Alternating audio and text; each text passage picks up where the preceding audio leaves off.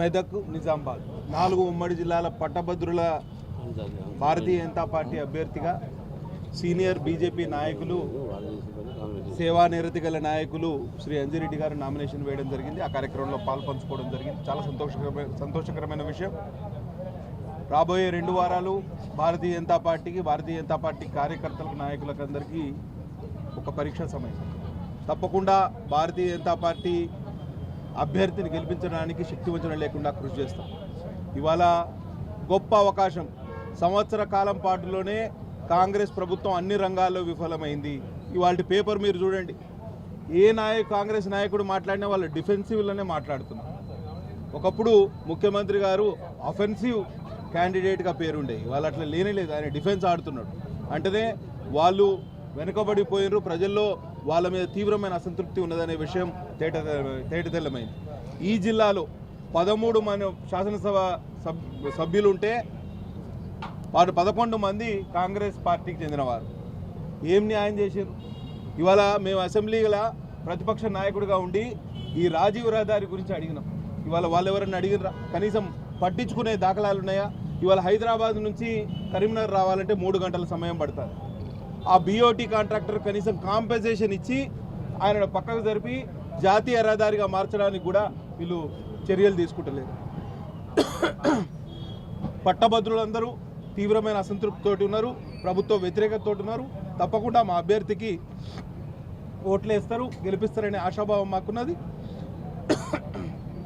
అట్లనే ఇవాళ CPS విషయంలో కానివ్వండి, కాంగ్రెస్ ప్రభుత్వం ఇచ్చిన మాట ఏది కూడా నిలబెట్టుకోలేదు. పట్టభద్రులకు వాళ్ళు ఇచ్చిన నిరుద్యోగ భృతి ఏదైతే విషయం ఉన్నదో నిరుద్యోగులకు, అది కూడా హామీని నిలబెట్టుకోలేదు. జాబ్ క్యాలెండర్ అని చెప్పి కాలయాపన చేస్తున్నారు. నిరుద్యోగులను నిండా ముంచారు, ఇవాళ ఉద్యోగస్తులను నిండా ముంచుతున్నారు. ఇవాళ కనీసం ఉద్యోగ విరమణ చేసిన ఉద్యోగులకు వారికి రిటైర్మెంట్ బెనిఫిట్లు లేక వాళ్ళు అపసోపాలు పడుతున్న పరిస్థితి ఇవాళ చాలా దారుణమైన పరిస్థితి. ఎన్నడూ లేదు. వాళ్ళ రిటైర్మెంట్ బెనిఫిట్స్ కోసం కమిషన్ ఇవ్వాల్సిన పరిస్థితి ఫైనాన్స్ మినిస్ట్రీలో, ఫైనాన్స్ డిపార్ట్మెంట్లో. కాబట్టి ఈ విపరీతమైన ధోరణి ఎక్కడ గత 14-15 నెలలుగా కాంట్రిబ్యూటరీ పెన్షన్ స్కీమ్ కింద ఉన్న ఎంప్లాయీస్కు కనీసం కాంట్రిబ్యూషన్ ఇవ్వలేని పరిస్థితిలో ఈ రాష్ట్ర ప్రభుత్వం ఉందండి. వాళ్ళ వాటాగా కట్టాల్సిన డబ్బుల్ని కూడా అకౌంట్లో జమ చేయలేని పరిస్థితి. కాబట్టి ఇటువంటి ఇవాళ శాసనసభలో కానీ శాసన మండలిలో కావాల్సింది అధికార పార్టీకి మడుగులొత్తే నాయకులు కాదు, ప్రశ్నించే గొంతుకలు కావాలి. కాబట్టి మా అంజిరెడ్డి గారిని గెలిపించండి.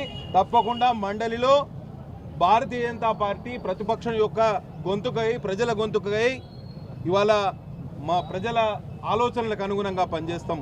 వారి సాధక బాధకాలను శాసన మండలి ముందు పెట్టే అవకాశం మాకుంటుంది.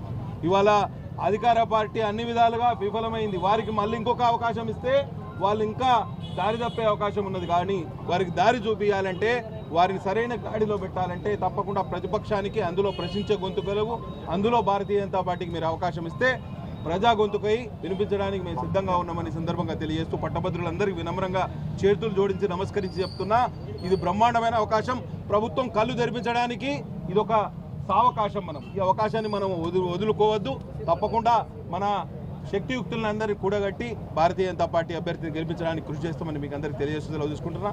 బోలో భారత్ మాతాకి జై.